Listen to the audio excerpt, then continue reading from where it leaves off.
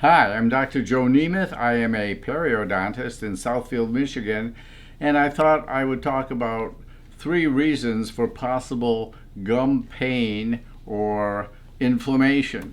Patients come in and their mouths are hurting. Their mouths look okay, their mouths look normal, but they're having pain.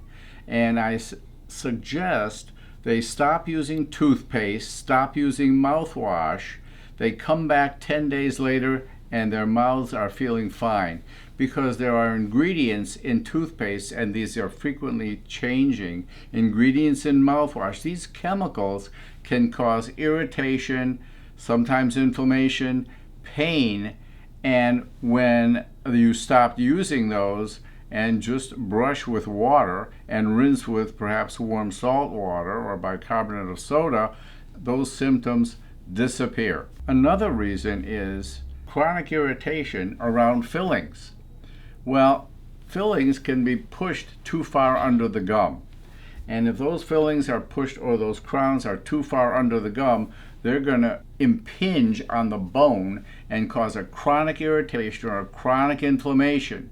And in those cases, those crowns either have to be redone or the gum has to be trimmed away or cut away from those areas so they're not adjacent to the irritating crowns that we're seeing in these cases. And the third one, of course, is not cleaning between your teeth.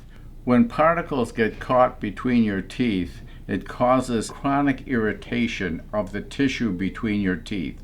Bacteria, parasites, food particles get between the teeth. That is where gum disease starts, and that gum disease can also affect your general health.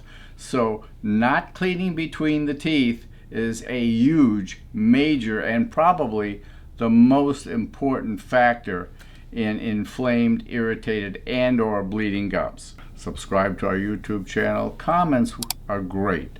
So we'd love to hear from you, and have a great day.